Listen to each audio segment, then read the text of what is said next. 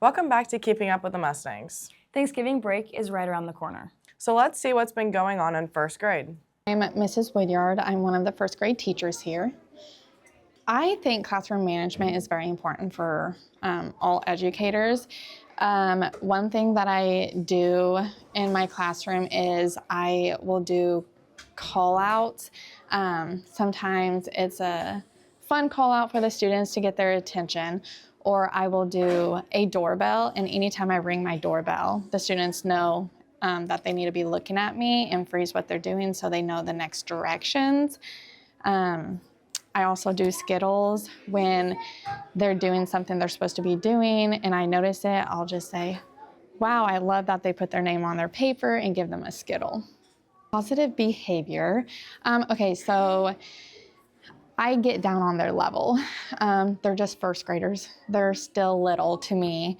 At the beginning of the year, I have learned from my mentor and actually my building principal that at the beginning of the year, you want the kids to know your expectations, your classroom rules right away. You want them to know that every morning, this is what you expect them to do and have the routines. The routines are very important. And so I might be a little strict in the beginning of the year. By the middle of the year, we have fun. We have a lot of fun, and we build a lot of relationships in my classroom.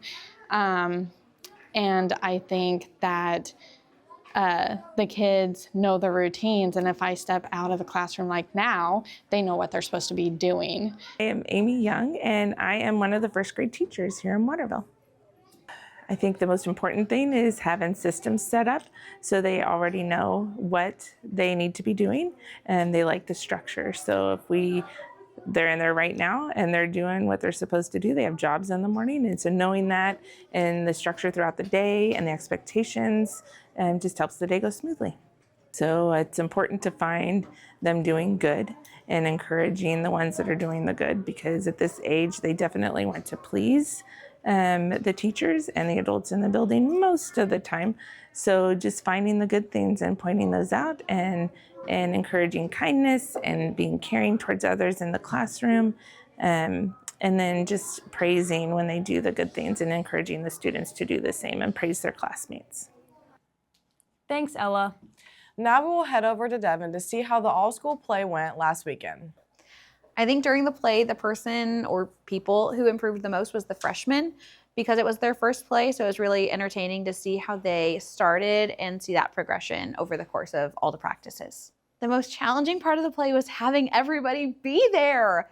Volleyball went late into the postseason. Football team was good. I had kids in cross country. There was a national FFA convention. You're always juggling jobs. So the first time we had everybody at the play practice for the first time was Tech Sunday, which is 4 days before the play, or 4 rehearsals left until the play starts. So that was a little nerve-wracking. Oh, but Dino Conti did have perfect attendance. So huge shout out to Dino. There was 2. So the first one was at our final dress rehearsal. So there's a scene in the play where the chefs chase on Carter and Abby and Avery was running, and when she was stopping, she accidentally pushed Carter into our seating chart sign, and he knocked it over, and the whole thing fell apart. So we had to get our hammers out and kind of build it back together, which was pretty stressful.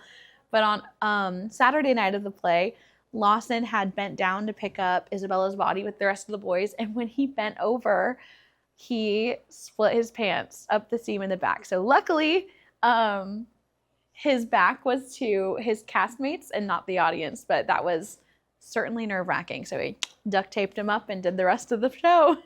The most embarrassing part of the play for me was probably when my pants tore. They split when I was on stage. It was pretty funny. I think I embodied the role I played very well, because it was really easy to be mad. I don't know, it just comes naturally, especially at the person that I was casted with.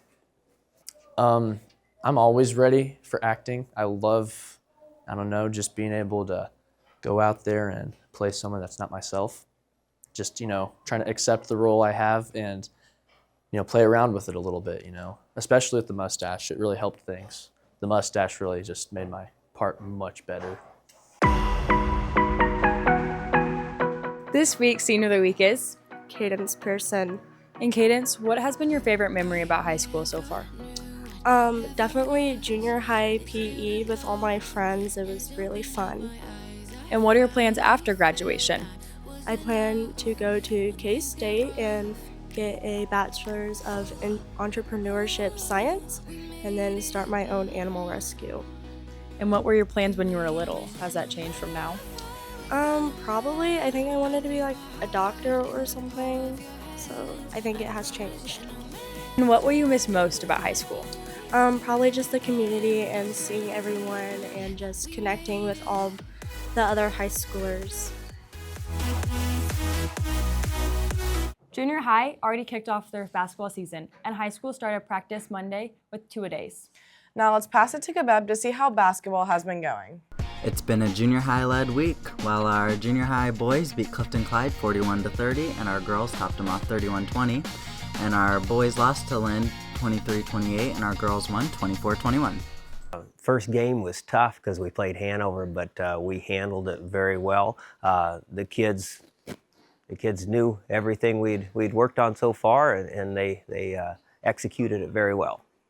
One of our goals is always to win the league tournament. This year our goal, I think, is going to be to make it to that championship game. Early on we've been doing a lot of ball handling, and it showed in the last couple of games that we've played. Kids have handled the ball very, very well. Well, what stood out, so actually Ethan Steinfort has done a super job of stepping up and leading the team, and he's been our high scorer our first 4 games. Competition was heated at the state send-off pep rally. Let's take a quick look back.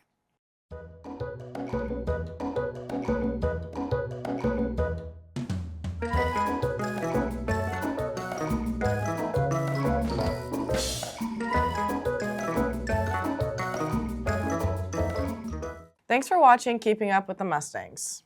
Make sure to tune in next Tuesday before Thanksgiving break.